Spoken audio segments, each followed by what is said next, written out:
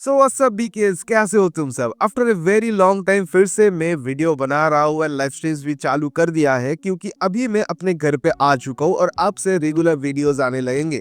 I hope कि तुम सब लोग भी बहुत खुश होंगे क्योंकि जिस हिसाब से कल हमने खेला है, आई मीन बहुत अच्छा तो नहीं खेला है बट आफ्टर ऑल 3 पॉइंट्स हमने सिक्योर किया है अगेंस्ट यूएसजी एंड भाई हमारा राउंड ऑफ 16 भी कंफर्म हो चुका है। तो फिर डेफिनेटली हम आगे क्वालिफाई कर रहे हैं in this particular UCL campaign, लेकिन उन पे तो बाद में आएंगे। सबसे पहले भाई आज हम इस वीडियो में बात करेंगे कि कल के मैच में क्या क्या हमें देखने को मिला, क्या क्या इवेंट्स हुआ। काफी सारी चीजें हैं जिन पे हम डिस्कशन कर सकते हैं। सो बिना किसी बकचोदी के सीधा स्टार्ट करते हैं इस वीडियो को। तो सबसे पहले मैं तुम लोगों को लेके जाना चाहूंगा हमारे लाइनअप पे। तो ये था कल का हमारा लाइनअप। अब लाइनअप पे तुम देख सकते हो कि राफेल गुएरो स्टार्ट कर रहा था एज ए राइट बैक, क्योंकि राइट बैक पे कोई ऑप्शन हमारे पास और है नहीं। आई मीन ऑप्शन तो है बट यू ऑल नो कि भाई वो नहीं खेलने वाला है। ऑब्वियसली यार जोशुआ किमिक को मैं देखना प्रेफर कर रहा था कि आकाश वो राइट बैक पे खेल ले कल के मैच के लिए, बट ऐसा कुछ हुआ नहीं है। बिशॉप एंड पाउलोविच का मिडफील्ड पिवट में एक्सपेक्ट कर रहा था बट ऐसा कुछ हमें दिखा नहीं है। लेकिन बहुत सारे मोमेंट्स हमें दिखा मैच के दौरान जहां पे बिशॉप इन्वर्ट करके मिडफील्ड में आ रहा था एंड पाउलोविच के साथ वो पिवट क्रिएट कर रहा था। तो ओवरऑल हाँ, पोजीशन उतना अच्छा मतलब फिक्स पोजीशन तो नहीं था, लेकिन कुछ कुछ मोमेंट्स पे ऐसा पिवट हमें देखने को मिला जब जब किमिक थोड़ा बहुत सेंटर बैक या फिर राइट बैक पे शिफ्ट हो रहा था। तो मूवमेंट्स तो थे, ऐसा कोई फिक्स्ड पोजीशन किसी का भी था नहीं। तो इंडिविजुअल प्लेयर्स के बारे में तो हम बाद में बात करेंगे, लेकिन सबसे पहले क्या क्या मूवमेंट्स हमें देखने को मिला है उन सब पे थोड़ा सा चर्चा करना जरूरी है। तो सबसे पहले भाई मैंने कुछ स्क्रीनशॉट्स लेके रखा है जिसको मैं एक्सप्लेन करूंगा वन बाय वन। तो सबसे पहले जो मोमेंट क्रिएट होता है, तुम देख सकते हो ये सबसे पहला मोमेंट था जहां पे माइकल ओलिसे ने एक चांस बनाया था एकदम 2 मिनट के अंदर ही अंदर। माइकल ओलिसे ने भाई एक बहुत ही क्रेजी रन लिया था। उसके बाद उसने लिंकअप किया थोड़ा बहुत बिशॉप के साथ। बिशॉप का पोजीशनिंग देखो यार, वो ऑलरेडी इनसाइड घुस चुका है from that left back position and उसके बाद बिशॉप ने क्या किया, लिंकअप करने की कोशिश की विद लुइस डियाज। डियाज ने एक अच्छा सा रन लिया एंड उसी के साथ साथ तुम देख सकते हो 2 प्लेयर हमारे बॉक्स में आ चुके थे। एक थे भाई माइकल ओलिसे, एक थे भाई हैरी केन। पीछे हैरी केन के ऊपर उतना कोई हेवी मार्कर था नहीं, लेकिन ओलिसे के ऊपर 2 प्लेयर ऑलरेडी चढ़े हुए थे। तो ये जो लुइस डियाज का जो बॉल था वो डिस्ट्रीब्यूशन उतना अच्छा नहीं था, थोड़ा पीछे रह गया ओलिसे के पीछे एंड ये जो डिफेंडर था इसका भी थोड़ा सा टच लग गया और ये बॉल स्लो हो गया था। अब हैरी केन था, हैरी केन को बस शॉट लेना था गोल करने के लिए, लेकिन ये सिचुएशन ऐसा हो गया, बॉल इतना ज्यादा स्लो हो गया उधर जाके कि यार ये गोलकीपर एंड हैरी केन के एकदम बीच में आकर रुक गया। अब इस मोमेंट से हैरी केन को बस गोल स्कोर ही करना था बट थोड़ा बहुत लेट हो गया आप कह सकते हो। एंड अगर तुम्हें क्लोजली मैं तुम लोगों को दिखाऊं इस सिचुएशन, तो ऐसा कुछ सिचुएशन था, गोलकीपर ने एकदम राइट मोमेंट में भाई मतलब आगे निकल के आ गया था अपने पोजीशन छोड़ के एंड हैरी केन थोड़ा बहुत लेट हो गया हम कह सकते हैं। नहीं तो भाई एकदम 2 मिनट के अंदर ही अंदर हम अपना पहला गोल कल के मैच में हम देख सकते थे। बट एनीवेज भाई लेट्स मूव ऑन। उसके बाद 11 मिनट के ड्यूरिंग एक और चांस क्रिएट होता है। लुक एट बिशॉप यार, बिशॉप फिर से थोड़ा सा इनसाइड घुसने की कोशिश कर रहा था लेकिन मौका नहीं मिल रहा था, तो उसने सिंपली पास खेला पाउलोविच को। अब पाउलोविच को देखो, धीरे से देखो तुम, लेनर्ड कार्ल ने ड्रॉप किया थोड़ा बहुत, पाउलोविच ने उसके साथ एक लिंकअप करने की कोशिश की, सिंपल पास खेला एंड लेनर्ड कार्ल ने उसके रन को नोटिस किया एंड पाउलोविच को फिर से बैक पास खेला एंड पाउलोविच टच लेते ही फिर से लेनर्ड कार्ल को खेला एंड ये जो 3 डिफेंडर पाउलोविच को घेरे हुए रखे थे इनको चकमा दिया। बहुत ही अच्छे तरीके से तीनों डिफेंडर को बीट किया एंड साथ ही साथ कार्ल के लिए भी एक स्पेस क्रिएट कर दिया। कितना स्पेस था मैं तुम्हें वो दिखाता हूँ, लेकिन उसके पहले ये जो मौका था इधर से भाई लेनर्ड कार्ल ने शॉट लिया लेकिन वो बहुत ही आवे हो गया। कितना आवे था ये तुम देख के पता अंदाजा लगा सकते हो। बट ये वो मौका था जहां पे पाउलोविच ने इन दोनों डिफेंडर को अपने तरफ खींचा एंड बीट किया एंड एक स्पेस क्रिएट किया था लेनर्ड कार्ल के लिए। अब देखो नॉर्मली लेनर्ड कार्ल को हमने बहुत बार देखा है ऐसे सिचुएशन से शॉट लेते हुए एंड काफी बेहतरीन शॉट्स वो लेता है, तो हमारा एक्सपेक्टेशन था कि इधर से भी कुछ वो करेगा, लेकिन जो ये शॉट उसने लिया था वो डेफिनेटली उतना अच्छा नहीं था। अब इसके बाद एक मौका बना था यूएसजी के लिए। यूएसजी ने एक अटैक करने की कोशिश की अपने डिफेंडर बैकलाइन से, भाई उन लोगों ने एक लंबा बॉल डाला for their striker promise David, लेकिन उसके ऊपर ऑलरेडी किम मिंजे चढ़े हुए थे। अब प्रॉमिस ने बहुत बेहतरीन तरीके से इस बॉल को मतलब थोड़ा सा बाईपास करने की कोशिश की, लेकिन किम मिन जे का brain fade moment once again भाई, उसने उस बॉल को विन करने के चक्कर में बंदे के ऊपर फाउल कर बैठा, एंड भाई डिजर्व्ड येलो कार्ड था ये, इसमें कोई डाउट नहीं। लेकिन टू बी वेरी ऑनेस्ट, अगर किम मिन जे इसको जाने भी देता तो भी उतना ज्यादा मुश्किल होता नहीं, क्योंकि बॉल का जिस तरीके का स्पीड था, जोनाथन ताह डेफिनेटली कवर अप कर सकता था। लेकिन हाँ, किम मिन जे ने रिस्क लिया नहीं, एंड एक टैक्टिकल फाउल आप कह सकते हो उसने कर लिया, एंड येलो कार्ड ले लिया जानबूझ के ही। उसके बाद एक और मोमेंट तुम देखो जहाँ पे ऑलमोस्ट यूएसजी ने गोल स्कोर कर दिया था। अब ये जो सिचुएशन था, just look at there striker promise David's के पोजीशन पे तुम ज्यादा से ज्यादा ध्यान देना। इसके ऊपर भाई ऑलरेडी एक मार्कर है, दैट इज जोनाथन ताह। जोनाथन ताह कल के मैच में पूरी तरीके से इस बंदे को ही मार करके रखा था, लेकिन इसके पोजीशन को तुम ध्यान से नोटिस करना। ये जो बिल्डअप हो रहा है, इस बंदे ने अपने बीच में भाई पासेस वगैरह खेल रहा था। Now look at his position, ये बंदा ऑलरेडी जोनाथन ताह के आंखों के सामने है। अब तुम धीरे धीरे देखो, ये जो बॉल प्रोग्रेस होता रहा, ये बंदा जोनाथन ताह को आगे की तरफ खींचकर उसके बैक साइड में, मतलब ब्लाइंड साइड पे वो बंदा अपना पोजीशन होल्ड करने लगा। तो अब तो भाई जोनाथन ताह को पता ही नहीं है कि भाई प्रॉमिस डेविड्स कहाँ पे है, वो क्या कर रहा है, उसका हरकत क्या है, उसका मूवमेंट क्या है। तो this is a brilliant move from promise David's. भाई मुझे ये बंदा बहुत पसंद है, टू बी वेरी ऑनेस्ट। ऐसा एक स्ट्राइकर, इतना फिजिकल स्ट्राइकर भी था, इतना बढ़िया स्ट्राइकर, अच्छा मूवमेंट से रन्स भी ले रहा था, बहुत ही इंप्रेसिव था। उसके बाद भाई एकदम परफेक्टली भाई इस बंदे ने नोटिस किया प्रॉमिस के पोजीशन को।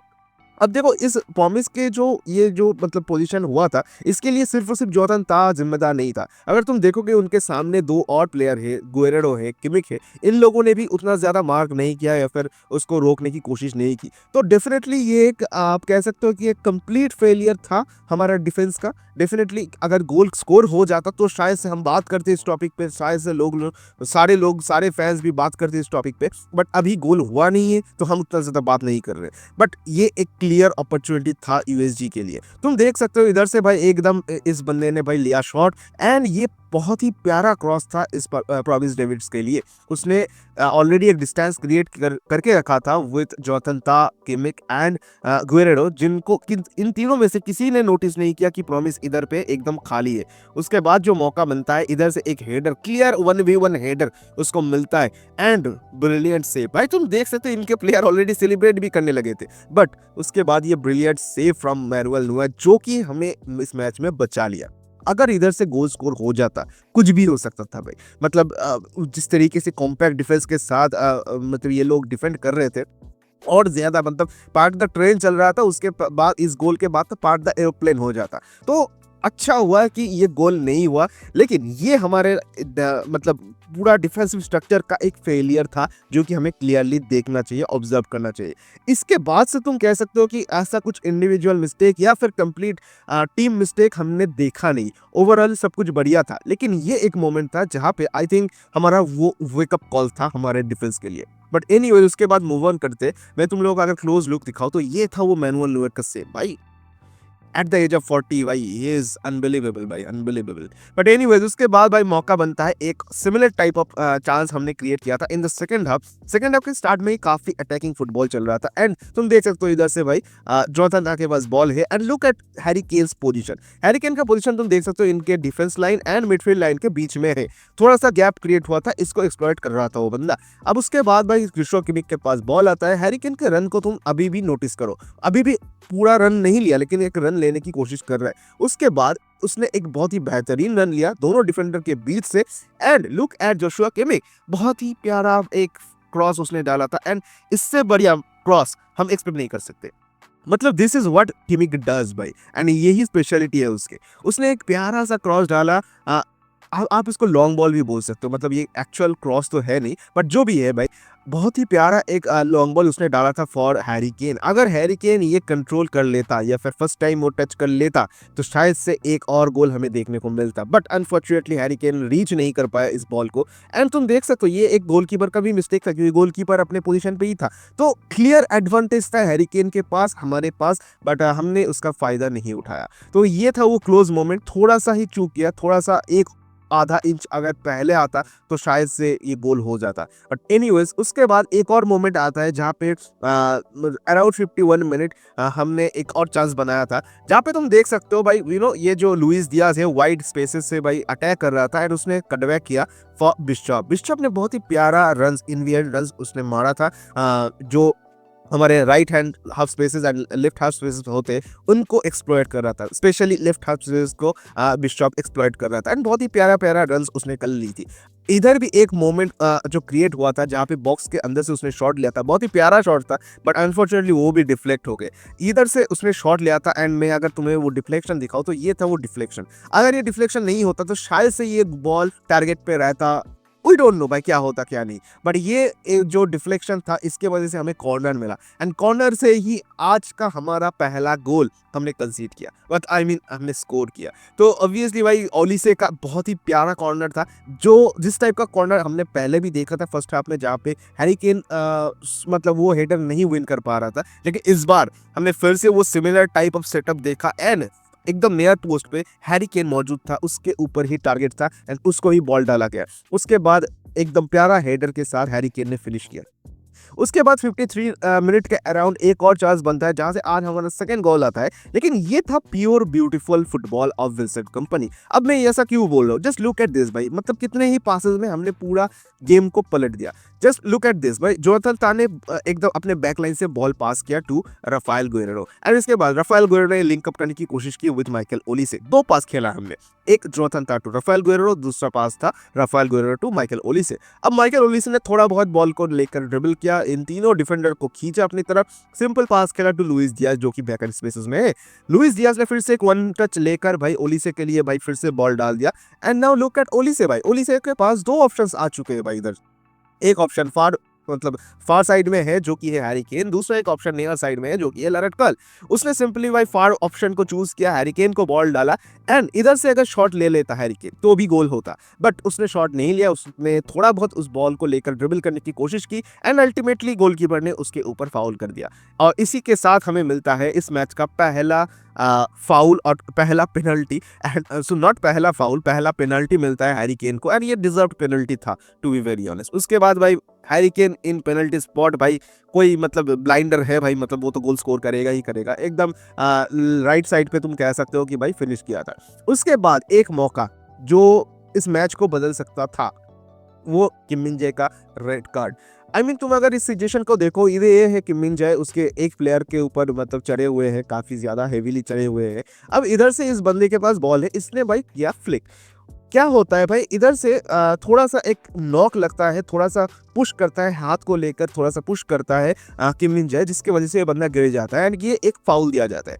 अब मैं अगर तुम्हें क्लोज लुक दिखाऊं तो डेफिनेटली उसके हाथ को पकड़ रहा था किम मिन जाए। अब ये एक फाउल तो डेफिनेटली है, लेकिन जब बात आती है आप एक ऑलरेडी येलो पे हो तो ये आपका सेकंड येलो हो सकता है एंड रेड भी हो सकता है, तो उस हिसाब से मुझे थोड़ा ये डिसीजन हार्श लगा है।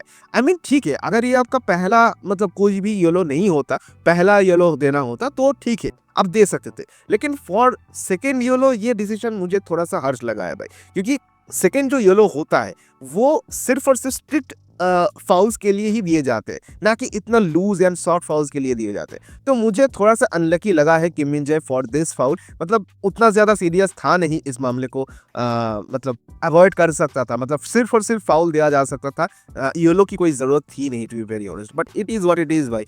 एनीवेज उसके बाद फिर से एक और मौका बनता है, ओलिसे ने बहुत ही प्यारा तरीके से ड्रिबल किया था एंड ड्रिबल करने के बाद एक और हैंडबॉल सिचुएशन क्रिएट हुआ।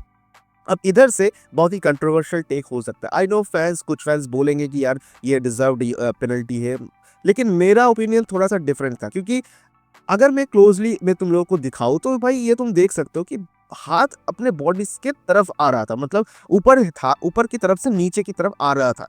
तो इस हिसाब से मैंने इसके पहले भी बहुत सारे डिसीजंस देखे जो कि पेनल्टी नहीं दिया गया था, बट इसके बाद भी इस सिचुएशन में भाई वीएआर चेक हुआ एंड रेफरी ने पेनल्टी दी। ऑल्दो मुझे लग रहा था कि ये पेनल्टी शायद से नहीं होना चाहिए था, but it is what it is भाई, पेनल्टी मिल गया, हमारे फेवर में गया। लेकिन ये हॉट टॉपिक नहीं है, हॉट टॉपिक ये है कि हैरी केन ने पेनल्टी मिस किया है भाई, हैरी केन पेनल्टी मिस किया है। भाई दिस इज समथिंग क्रेजी भाई, मतलब बंदे ने बहुत ही प्यारा शॉट लिया था, टॉप कॉर्नर फिनिश करने की कोशिश किया था, बट ये सीधा जाके भाई पोस्ट पे लगा। एंड भाई मैं क्या बोलूं भाई, मैं क्या ही बोलूं, मतलब मुझे उतना बुरा भी नहीं लग रहा है टू बी वेरी ऑनेस्ट, क्योंकि एक बंदे का इतना ऑरा है, इतना ऑरा है कि ये बंदा जब भी पेनल्टी लेने जाता है हम लोग आंख बंद करके सो जाते हैं, क्योंकि हमें पता है कि यार पेनल्टी स्कोर करेगा, ये गोल मारेगा for the first time. First time तो मैं नहीं बोलूंगा, इसके पहले भी हमने देखा है एक दो पेनल्टी मिस करते हुए, बट ये जो रिलायबिलिटी है हैरी केन का, वो आज थोड़ा सा मतलब आप कह सकते हो कि डगमगा गया है। बट एनीवेज भाई, ये जो मिस्टेक्स होते हैं प्लेयर्स के, ये भी होना चाहिए कभी कभार, क्योंकि ये यूएसजी है, इनके अगेंस्ट हम ये मिस अफोर्ड कर सकते हैं, लेकिन ये सेम मिस्टेक हम नॉकआउट स्टेजेस में अफोर्ड नहीं कर पाएंगे अगेंस्ट बिग टीम्स। तो डेफिनेटली भाई हैरी केन काफी लंबा स्ट्रेक चल रहा था, वो गोल मतलब पेनल्टी स्कोर कर रहा था, ये एक उस वेकअप कॉल हो सकता है उसके लिए, थोड़ा सा और ज्यादा कंसंट्रेट करना चाहिए, ये उसके हिसाब से, मतलब मेरे हिसाब से तो ठीक है भाई, मतलब चलता है, इतना तो चलता है भाई। उसके बाद भाई एक और मोमेंट तुम्हें फिर से अगर मैं तुम्हें दिखाऊं तो ये था वो पेनल्टी शॉट। उसके बाद भाई एक और मोमेंट जो थी बहुत ही ब्रिलियंट, एक पास हैरी केन ने डाला था। हैरी केन भाई एकदम बीच में, मतलब हमारे मिडफील्ड एरियाज में आ चुके थे, एज ए डीएम खेल रहे थे भाई, तुम देख सकते हो भाई किमिक के बगल में हैरी केन है, तो समझ सकते हो उसके पोजीशन। इधर से उसने एक पास डाला, एंड ये पास सीधा दो डिफेंडर को बीच से निकलता हुआ सीधा जाता है भाई लुइस डियाज के पास। भाई ये एक केविन दे ब्रुयन एस्क्यू पास है भाई, ये उस लेवल का पास है भाई। एक और पास था जो कि फर्स्ट हाफ में उसने मतलब डाला था फॉर माइकल ओली से, बट उसका कोई स्क्रीनशॉट मुझे मिला नहीं, वो वाला मोमेंट मुझे मिला नहीं, बट ये जो पास उसने डाला था भाई डे ब्रुयन लेवल का पास है।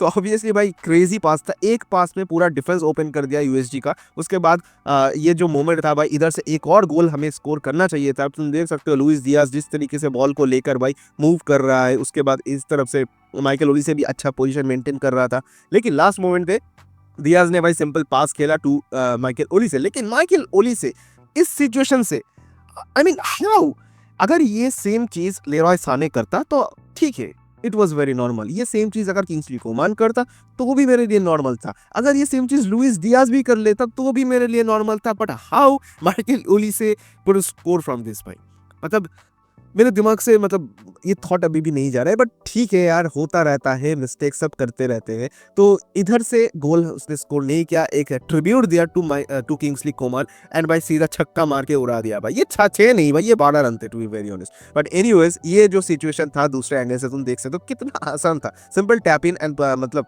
पोजिशनिंग सही होना चाहिए था, बट ठीक है, it is what it is. ये सारे मिस्टेक्स अगेंस्ट यूएसजी ठीक है, चलो अफोर्ड कर सकते हैं, लेकिन बिग टीम्स के अगेंस्ट नहीं कर सकते, तो वेकअप कॉल होना चाहिए। उसके बाद भाई जो मोमेंट था, ये मोमेंट मुझे बहुत प्यारा लगा कि यार देखो, सबको पता है कि ओली से मतलब कर सकता था स्कोर, लेकिन वो भी डिसअपॉइंटेड था, सब लोग, हम फैंस भी डिसअपॉइंटेड थे, but look at Luis Diaz, his मतलब इतना बेहतरीन कैरेक्टर है, मतलब क्या ही बोलूं। बंदा आता है ओलिसे के पास, उसको कंसोल करता है, उसको हक करता है भाई, एक होलसम मोमेंट था भाई, बहुत ही प्यारा मोमेंट था। बट एनीवेज, इसी मोमेंट के साथ आज का ये मैच के सारे मोमेंट्स भाई खत्म होते हैं।